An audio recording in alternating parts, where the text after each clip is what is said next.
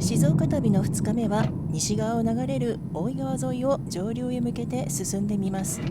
突き当たりは車両進入禁止になっていて、その先は南アルプスの登山区域という秘境中の秘境になっています。今回はそこまで行けませんでしたが、その手前の井川地区まで楽しんできました。ぜひチャンネル登録をして次の動画も楽しみにしていてくださいね。まずは大井川沿いを走る機関車トーマスを模した SL で有名な大井川鉄道の駅へやってきました。大井川鉄道の拠点駅で車両基地でもある新金谷駅、100年近い歴史を持つ国の登録有形文化財でもある駅舎が目を引きます。戦前に建築された建物で、1階は駅舎、2階は大井川鉄道の事務所として使われています。入場券を買ったので、ホームを見学しに行きましょう。いきなり昭和へタイムスリップしたかのような懐かしい光景が広がります。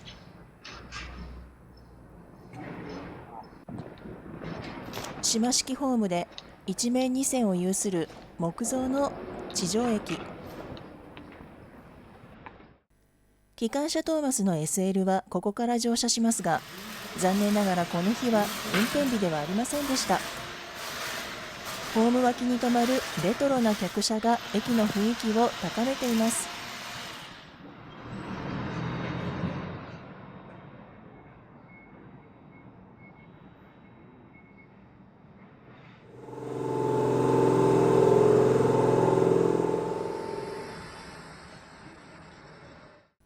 このレトロな車両はずっとこの場所に置いてある気がしますが、いつか使う日が来るのかな。奥に機関車トーマスがいました。時が止まってしまったようなこの駅舎の雰囲気、最高です。新金谷駅を後にして大井川沿いを上流へ走ります。山奥へ進むこの道路は山間部でも比較的道が広くて走りやすいです。30分ほど走ったところにある有名な道の駅へやってきました。天然温泉がある道の駅川根温泉です。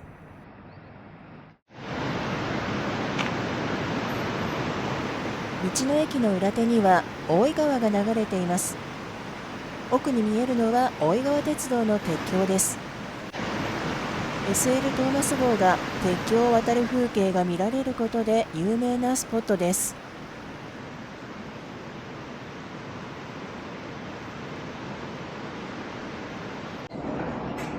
道の駅の中にある川根温泉の入り口です。お腹が空いたのでここでランチにしましょう。道の駅川根温泉で一番人気の抹茶そばにしました。ここ川根町はお茶の生産量ランキングで全国3位らしいです。お茶の粉をかけておそばをいただきます。よくある抹茶塩ではなくて、茶葉の香り高い本格的な微粉末でちょっとびっくりしました。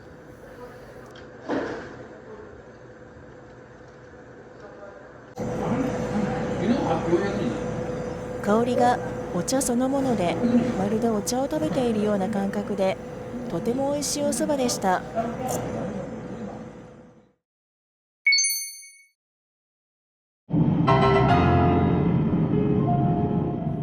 大井川をさらに上流へ向かいます。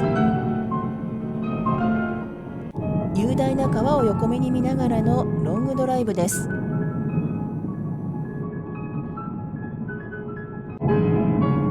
蛇行する川を何度も渡りながら、さらに奥へ奥へと進みます。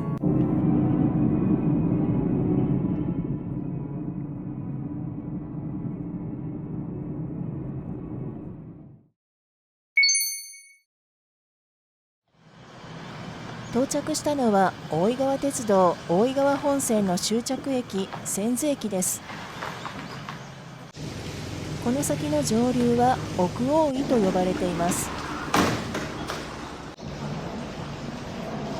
本来は新金谷駅から千頭駅まで電車で来られますが、数年前の台風被害で笹窓から千頭までが不通となり、バスによる代行運転が行われています。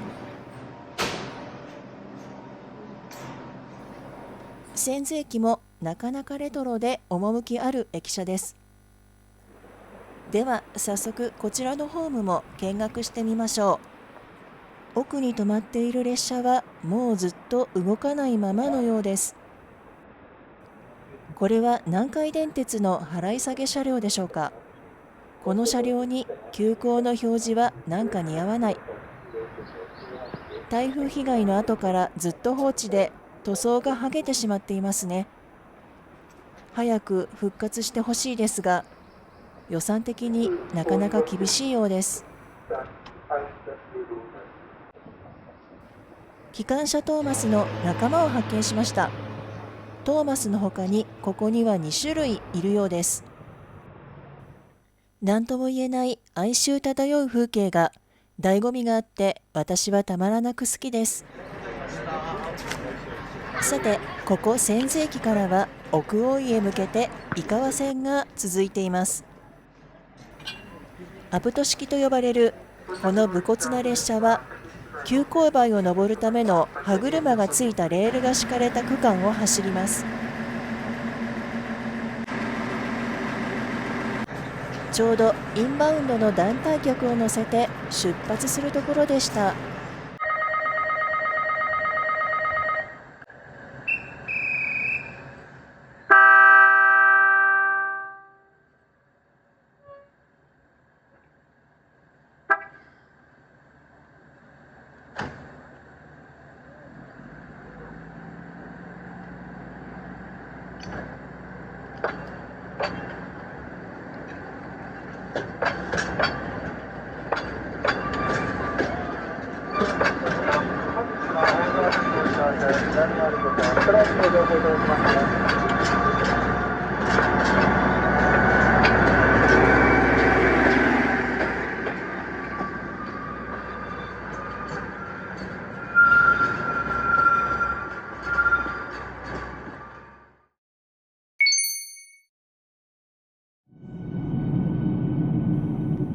ここから上流は奥大井と呼ばれる地域で、道もだいぶ険しくなっていきます。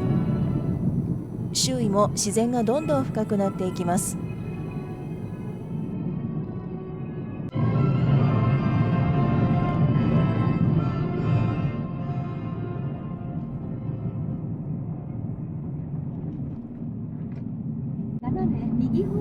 ここの分岐からさらに秘境感が増していきます。道も狭くアップダウンが激しくなっていきます。橋の下は大井川が蛇行して流れています。かなり上流に入ったことがわかるでしょうか。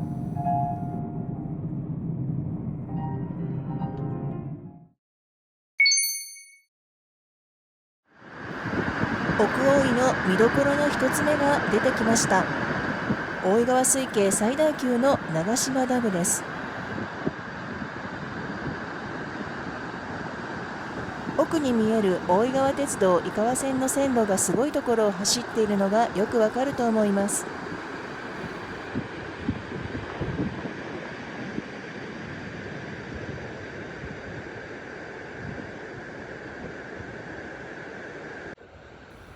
2002年に完成した総貯水量7800万立方メートルの比較的新しい重力式コンクリートダムです。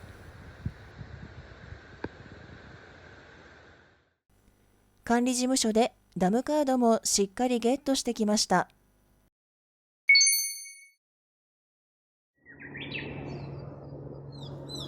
長島ダムから少し走ると2つ目の見どころに到着しました。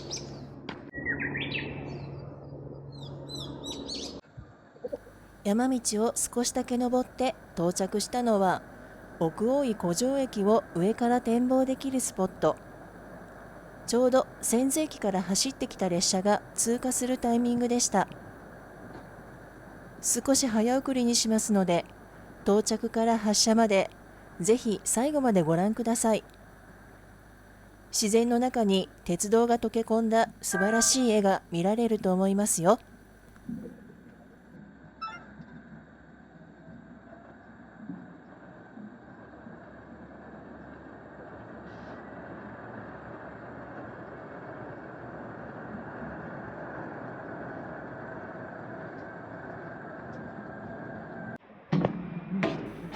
では実際に奥大井湖上駅へ行ってみましょう。長い階段を下って線路沿いに湖の上を歩いていくと駅ホームにたどり着きます。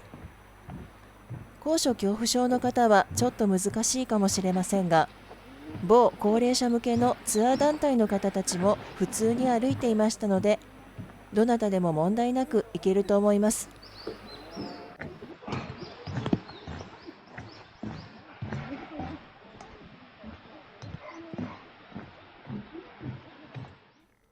奥大井湖上駅に到着しました。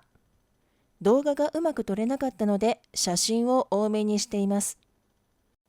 ホームの上には駅舎があり、週末にはカフェがオープンするほど人気の観光地になっています。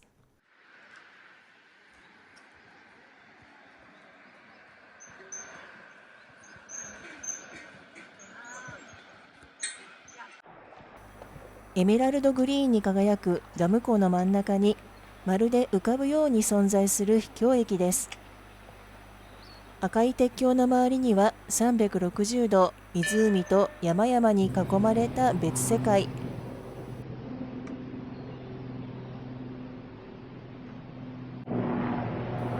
まるで水の上を歩いているような、そんな不思議な感覚がしました。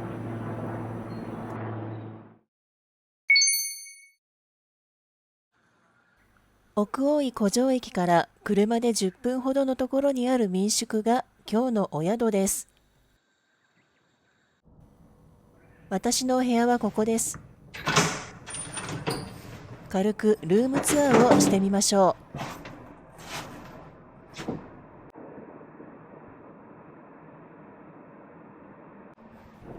窓の外は大井川が見える大自然の絶景が広がっています。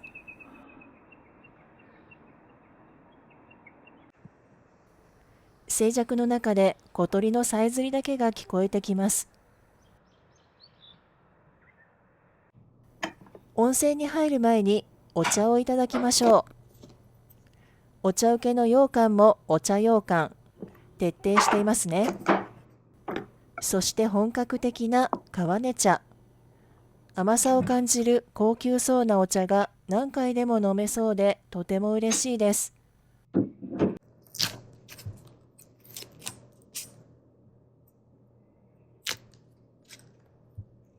美味しそう。いただきます。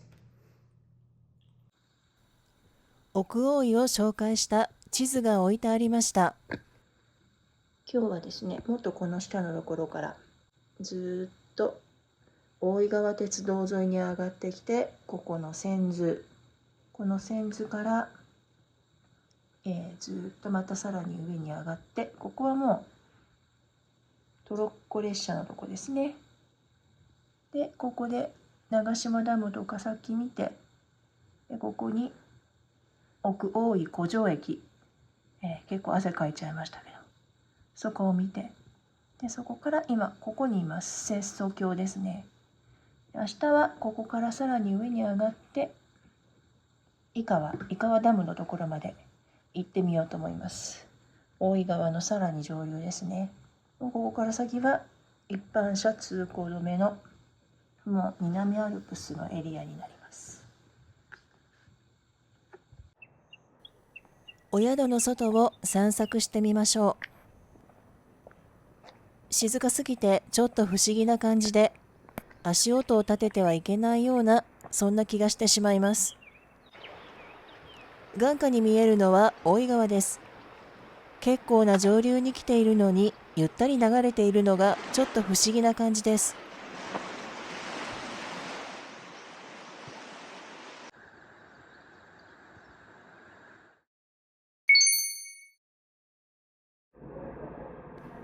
では早速お宿自慢の温泉に入ります。この地区は接岨峡温泉といって、美人の湯でよく知られたナトリウム炭酸水素塩の温泉です。こじんまりとした浴槽ですが、中庭に接していて貸し切りで使えるのでゆっくり入ることができます。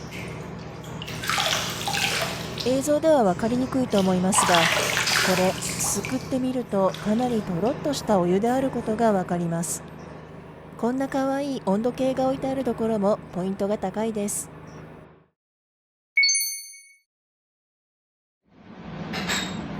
さて、お夕食の時間です。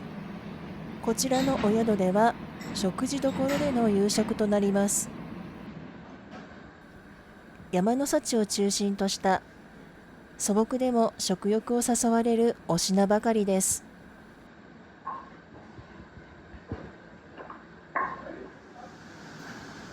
たっぷりの五穀米が嬉しいです。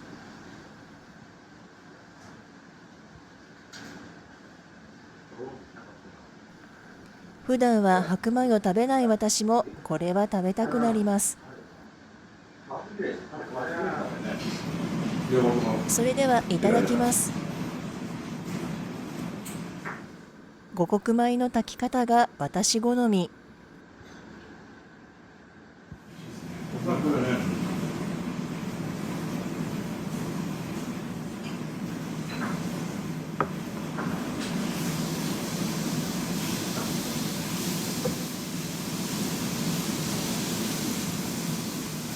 すき焼き風の煮物に茶碗蒸し、小松菜のおひたし、かぼちゃとわらびとこんにゃくの煮物、わらびのごま和え、大根と人参のなます。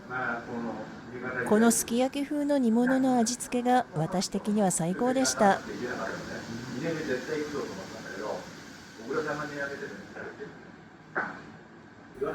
このとろろ汁、滋味あふれる大地の香りが感じられます。自然薯でしょうか。ちょっと芋の種類は分かりませんが、野臭を感じる山芋です。だしのうまみと一体となってたまらない方向でした。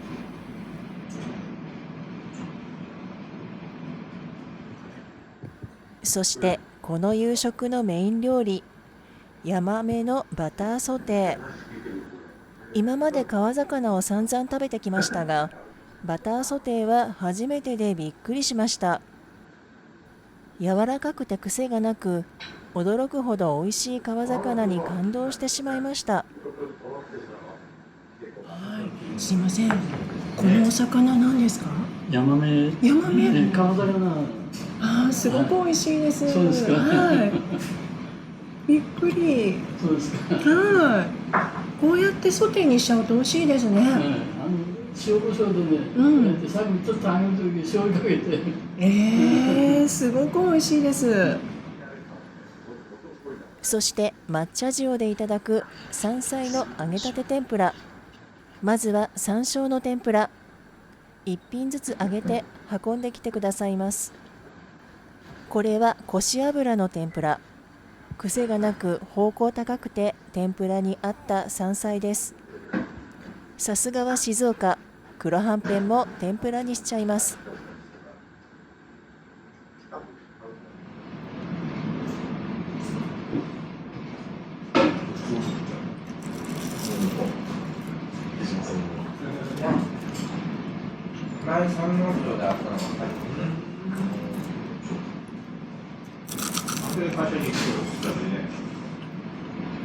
ヤマメの頭もしっかりいただきます。思ったより柔らかくてびっくりしました。私がご飯をおかわりするなんて実に何年かぶりというくらい珍しいのです。こんなに美味しいとろろ汁があればおかわりしないわけにはいきません。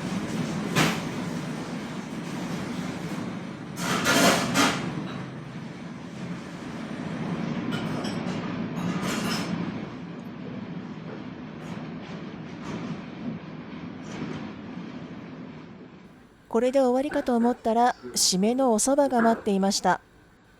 大根がたっぷり入った優しいお蕎麦です。こんなに満足できたお夕飯は久しぶりです。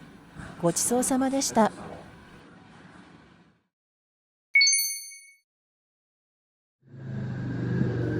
ゆっくりと熟睡できた翌日、朝ごはんもお食事処でいただきます。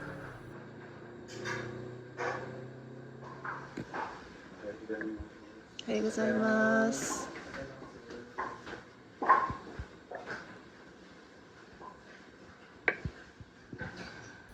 朝から本格緑茶をいただけるだけで私はもう満足です。いわゆる旅館の朝ごはん。でも一つ一つ丁寧に作られてあって嬉しいです。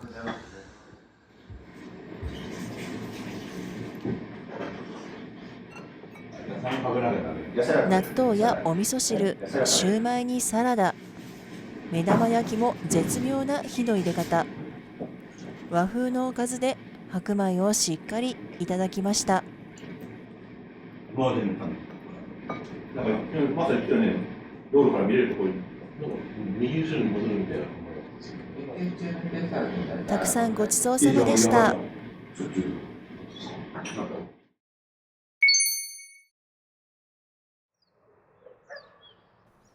ここからさらに大井川を北上して井川ダム周辺を散策します。